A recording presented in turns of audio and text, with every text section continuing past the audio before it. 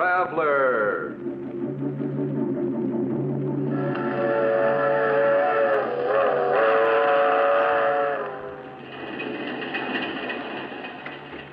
This is the mysterious traveler, inviting you to join him on another journey into the realm of the strange and terrifying. I hope you will enjoy the trip, that it will thrill you a little and chill you a little. So settle back, get a good grip on your nerves. Where are we going? We're going to journey to the grave and learn the secrets of the dead in a tale titled The Accusing Corpse.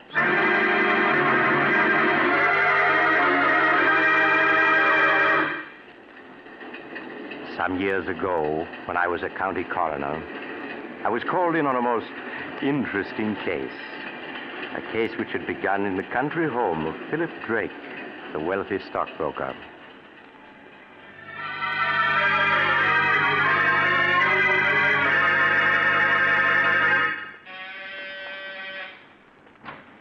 Roger, thank goodness you were able to get here in time. I left town right after I received your call. What's wrong, Philip? You sounded so upset over the phone. It's Vivian.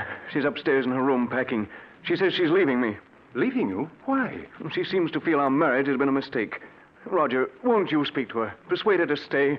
After all, she is your sister. I'm afraid, Philip, that Vivian and I have never been as close as sister and brother should be. She's always been wild and spoiled. Perhaps, Philip, it would be better if you were to let her go. No, I couldn't do that. I love her, Roger. I wouldn't want to live without her. Won't you please try to persuade her to stay? All right, Philip. I'll do my best. But I must warn you, I haven't much influence over her. Philip, I'm all packed and ready to... Why, Roger, darling, what a surprise. What are you doing here? Vivian, Philip has told me. Now, surely you can't be serious. You know how he loves you, everything he's done to make you happy. Now, Roger, you aren't going to start on that, are you? Someday, Vivian, you'll get just what you deserve for walking over people, breaking their hearts. Every time I think of you being my sister, I feel Roger, like... please. Would you mind waiting in the other room? I'd like to speak to Vivian alone. Oh, all right, Philip. But call me when you want me. Really, Philip, no matter what you have to say, you're just wasting your time. Oh, Vivian, how can you do this to me?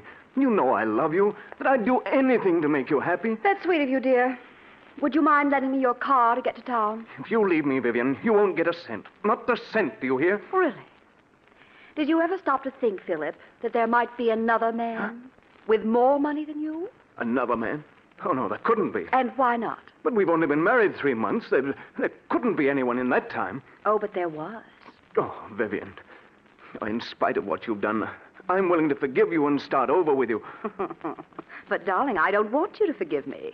I want you to forget me. Vivian, you can't do this to me. I love you. I won't let you go. I really must be saying goodbye now. He's waiting for me in town, and I don't want to be late. If I can't have you, no one else will, do you hear? Oh, really, Philip, you're being ridiculous. I must go. No. Philip, what are you doing? A gun. Yes, Vivian, a gun. I told you if I couldn't have you, no one else would. Oh, Philip, you're insane. Put that gun down. If you don't change your mind about leaving, I'll kill you. Even with that gun, you can't keep me, do you hear? I'd sooner die than go on living with you. I'm going. And you're not going to stop. Oh, you shot me. Vivian. Philip, what happened? I thought I heard... Vivian. Roger, is she dead? Yes. Philip, do you know what this may mean? Life imprisonment, perhaps. Even the electric chair. I know. Nothing seems to matter now. But you simply can't throw your life away like that, Philip. Oh, even if Vivian was my sister, I don't mind telling you that I always felt you were far too good for her. She didn't deserve to be your wife. Oh, please, Roger. Now, look, Philip, if we were to get rid of the body, who could possibly know that she didn't leave here tonight as she'd planned? No, it wouldn't work, Roger. You can't get away with murder. That's nonsense, Philip. Now, if we were to bury her in the woods, no one would ever find the body. Bury her in the woods? I couldn't do that. Then I'll do it. You can wait here till I return. But, Roger, what if... Philip, you must let me handle this. You'd better give me the gun. All right, Roger. Here you are. Good. Now, you wait here while I get rid of the body.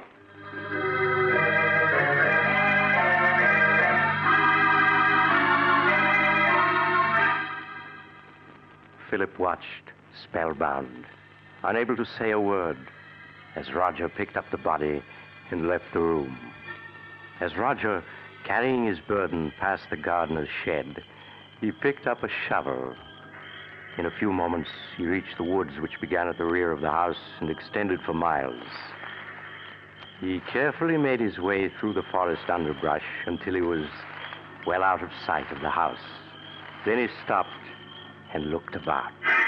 I think this is quite far enough. I think you can put me down now, Roger. I'm tired of being carried like a sack of potatoes. All right. There. Well, let me congratulate you on your performance as a corpse. Do you think he suspects anything? Of course he doesn't. He's positive that he shot and killed you. You've got the gun, haven't you? Well, certainly I've got it. You don't think I was going to let him discover that the bullets had been removed and blank cartridges substituted, do you? Oh, no. Not you, Roger. You always know what you're doing. I always try to, my dear sister.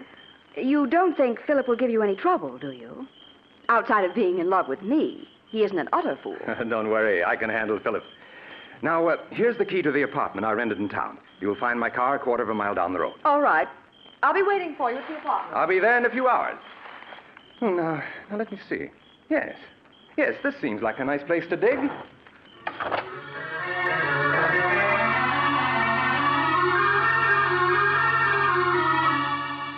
The next morning, Roger called on Philip at his office.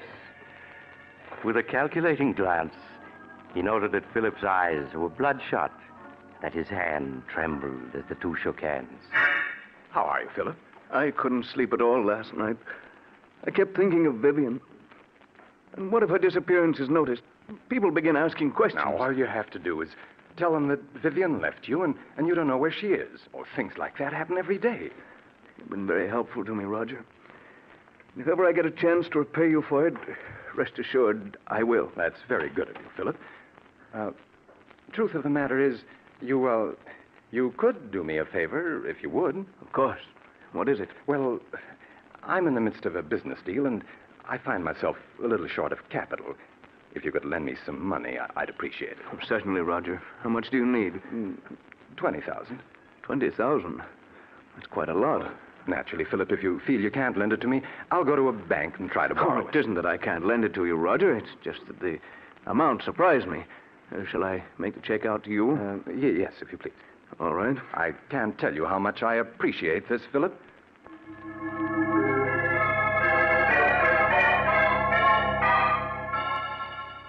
As Philip wrote out a check for $20,000, Roger smiled. Things were working out just as he had planned. An hour later, Roger entered an old brownstone house and went to apartment 2C. Roger, did you get it? What does this look like? Oh, Roger, that's wonderful. Now we can clear out and... Why, there isn't 100,000 here. No, my dear. I only got 20,000 from him. But we were after 100,000. Why didn't you get it all this morning when you saw him? My dear Vivian, it simply isn't done that way. Blackmail is an art that calls for the use of psychology.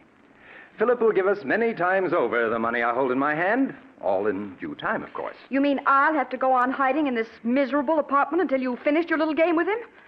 Never being able to leave it for fear someone will recognize me. Come now, Vivian. You've got the radio and books. I won't spend weeks in this apartment, I tell you. I won't. My arm. You'll do exactly as I say, Vivian. Exactly. Do you understand? Roger, my arm. You're hurting me. It's nothing to what I'll do if you disobey me. Do I make myself clear? Yes, yes.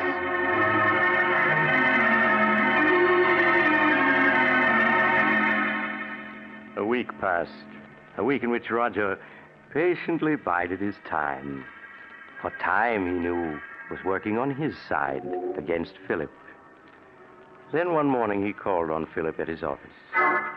Good morning, Philip. How are you? How do you expect me to be? This past week I've been able to think of nothing but Vivian and what happened that night. Philip, you must stop brooding over it. Whatever happened was her fault, not yours. Yes, you're right. Perhaps what I need is a vacation. Yes, of course. A trip would do you a world of good. And if I could afford it, I'd go along with you. You mean you haven't any money? I'm afraid not, Philip. That's what I've come to see you about. I must have $40,000 at once. 40,000? Yes, I know it's a good deal of money, Philip, but without it, I'll be ruined. Well, naturally, I want to help you, Roger, but 40,000? If I don't get the 40,000, Philip, it may mean prison for me. Now, you wouldn't want to see that happen, would you? Well, of course not, Roger, but... After all, Philip, I saved you from prison. In fact, I made myself an accomplice to Vivian's murder by not turning you over to the police. Well, yes, I know, Now, but... you could hardly expect me to remain loyal to you if you weren't willing to help me, could you? I see. It seems I haven't any choice. Very well, Roger. I'll write you out a check.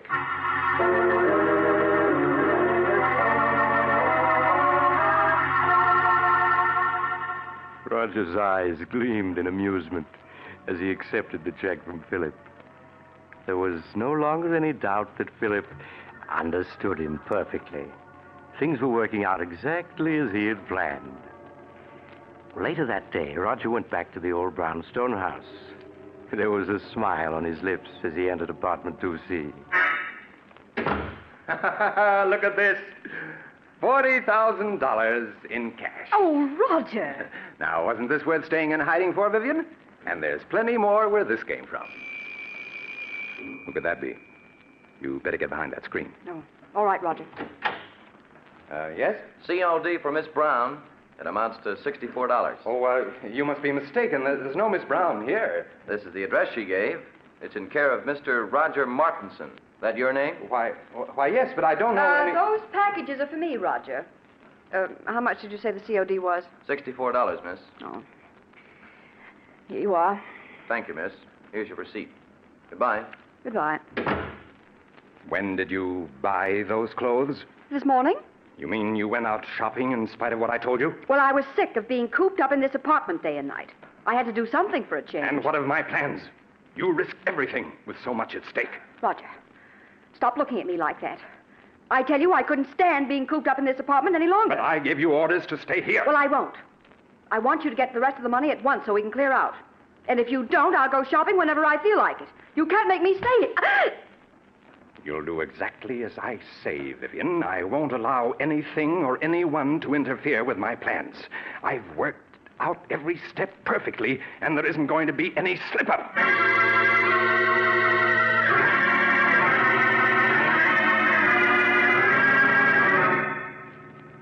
Another week passed, a week in which Roger made no effort to see Philip. Then early one evening, he got into his car and drove out of the city to Philip's home in the country. Oh, it's you, Roger. Come in. Good evening, Philip. Oh, where are the servants? This is their night off. Oh. You're not looking well at all, Philip. You shouldn't remain in this house by yourself. What difference does it make where I am? Wherever I go, the memory of that night follows. It's hard to believe that it was only 2 weeks ago tonight that I killed her. 2 weeks ago tonight? Why, so it was. Oh, by the way, Philip, do you think you might possibly lend me $60,000? 60,000? You can't be serious. Oh, but I am. But I lent you that much already. Yes, I know, but I must have more. No. I won't give you another cent. You blackmailed me enough. Blackmail is a harsh word, Philip. What else can you call it? Now, you're just as hard and grasping as Vivian was. Yes, but you must remember I'm alive and she isn't. I suppose you're glad she's dead. In life, she was worth nothing to you. In death, you're able to get $60,000 for her. In death? How do I know she is dead? But don't be foolish, Philip. You saw her lying on the floor in this very room. Yes, but how do I know she's dead? It was you who examined her and told me so. And you buried the body by yourself. Well, I just wanted to spare you, Philip. Just exactly where did you bury Vivian? As a matter of fact, how do I know the whole affair isn't staged for my special benefit, so that you can extort money from me? Oh, surely you don't believe that, Philip. Why, you shot her with your own gun. Yes, and you took the gun away from me immediately after the shooting.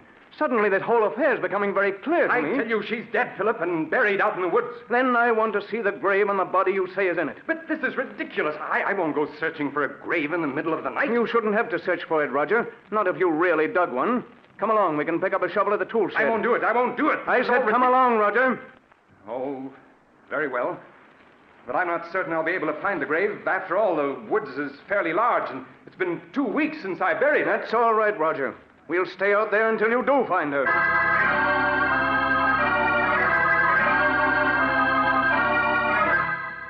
A few minutes later, Philip and Roger picked up the shovel at the tool shed and then continued on their way to the woods that began at the rear of the house. Neither of the men spoke as they entered the woods, Roger leading the way with a flashlight. Several times he stopped, trying to get his bearings, then plunged on again, hoping to find a familiar landmark. It became apparent that Roger was growing less and less sure of himself. Oh, the grave is someplace around here. I'm certain of it. Perhaps we ought to come back in the daytime. It might be easier to find it then. I know, Roger.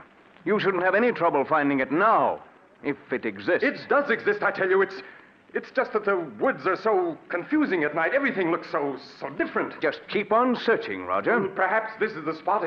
It looks something like it. Well, is it or isn't it? I don't know. It looks like the place where I buried her, and yet I'm not certain. There's only one way to make certain, and that's to start digging. Here's the shovel. But suppose this isn't the spot. Then we'll dig somewhere else. In fact, we'll dig up the entire woods if necessary. After all, you're certain she is buried in the woods, aren't you? Go ahead, Roger. Start digging. Oh, very well.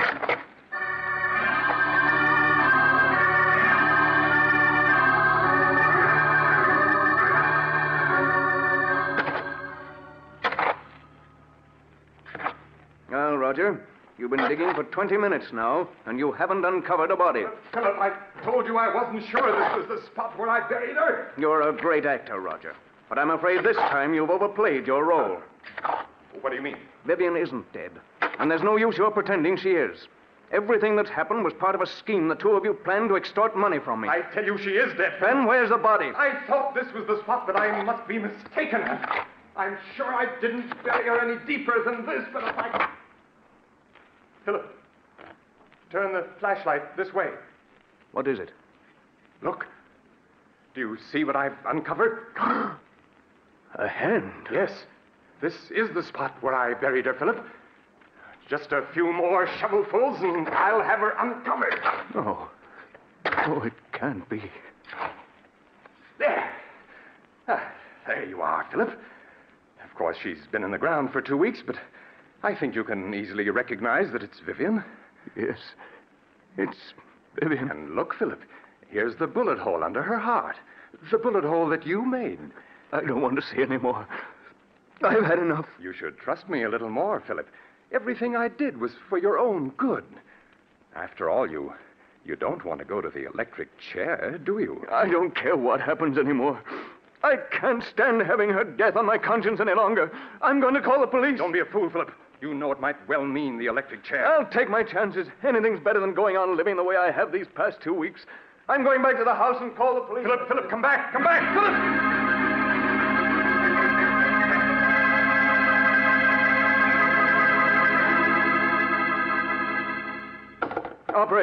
Operator! Philip, wait! Wait, don't do anything foolish. No, you cut me off. Take your hands off that phone, Roger. What I want you to do, Philip, is to listen to me for a few minutes. At the end of that time, you may do as you please. Now, that's fair enough, isn't it?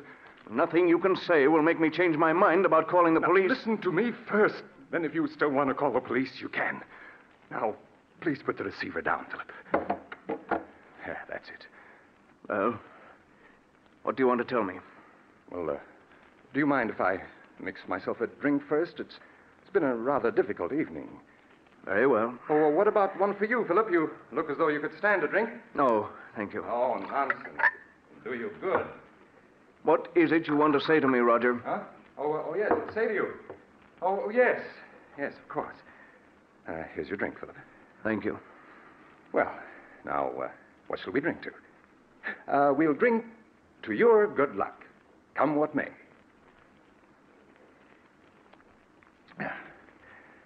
There. I feel a good deal better. All right. Now that we've had our drinks, what have you got to say? Oh, yes. What I wanted to say was I I never let anything interfere with my plans, Philip. What do you mean by that? Simply that I can't allow you to go to the police, and therefore you shan't. It would spoil my plans. Oh, it would it? Well, I'd like to see you stop me. I have, Philip. In a very little while, in fact, in just a few seconds, you'll be dead. Dead? What are you saying? Yes, Philip. The drink I mixed for you was poisoned. Poison? Aren't you finding that it's becoming difficult to breathe? Oh, no. You couldn't have. My throat. It burns. Yes, I know, Philip, but it'll all be over in a matter of seconds. Now, I see it all. You might... Yes, Philip. Just a week ago tonight, she died according to plan. Call the police. Joe. I'm afraid, Philip, that you haven't the strength left to reach the telephone. I will.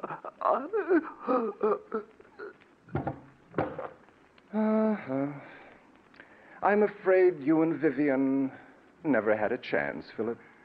I had things worked out perfectly, down to the smallest detail. Hello, operator. Operator, please connect me with the police.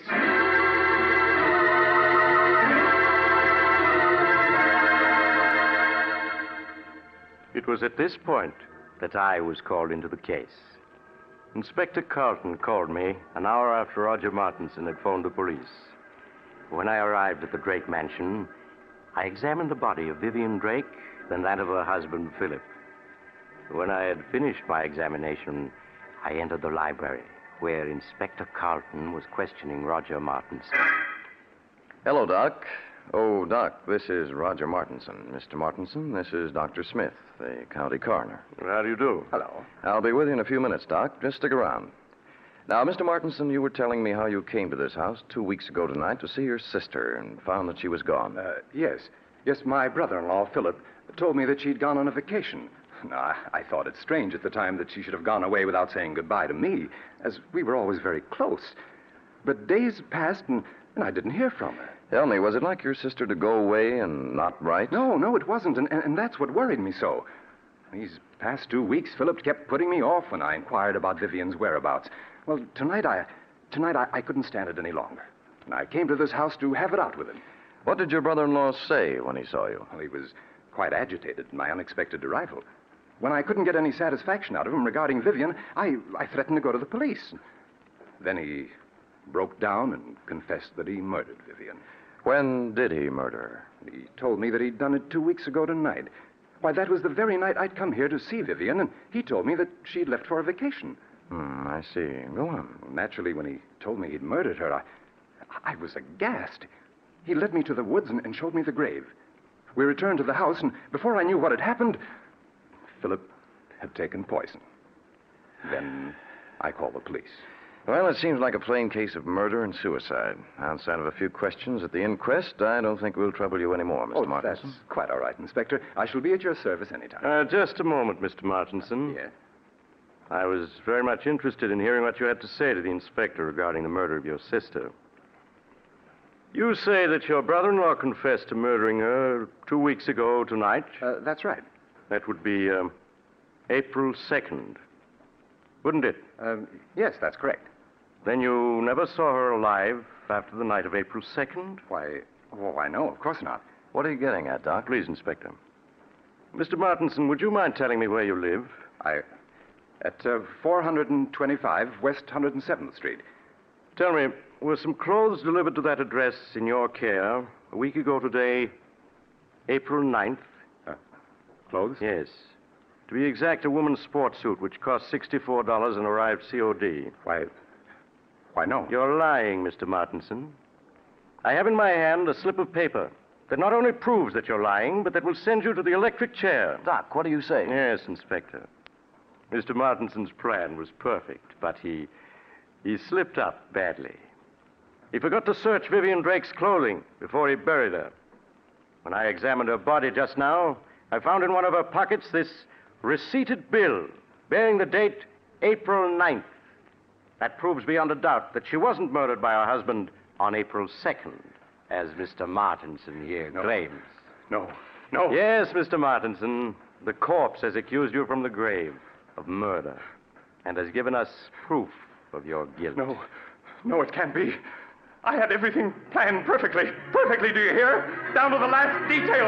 I couldn't have failed. I couldn't have...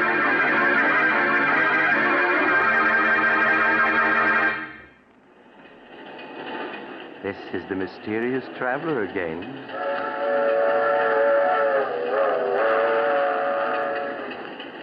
Have you enjoyed our little trip to the grave? Poor Roger.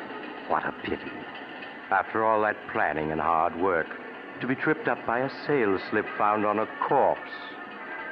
It just goes to prove that you have to be more careful when you're burying people you've murdered. Now, I recall another case where a woman drugged her husband and... Oh, you're getting off at the next stop. I'm sorry. I hope you'll join me again soon.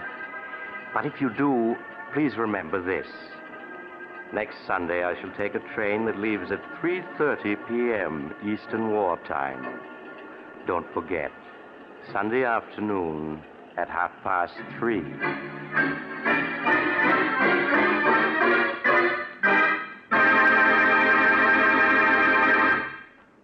You've just heard Chapter 20 of The Mysterious Traveler, a series of dramas of the strange and unusual brought to you each week by station WOR. In tonight's program, The Accusing Corpse, Don Randolph played Roger. Also featured were Maurice Tarplin and Philip Clark. The Mysterious Traveler, written by Bob Arthur and David Cogan, is directed by Jock McGregor. Original music was played by Doc Whipple.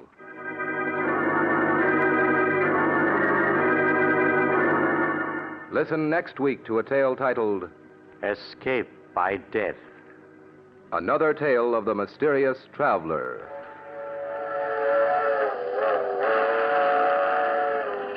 The Mysterious Traveler is presented by WOR Mutual every Sunday over most of these stations.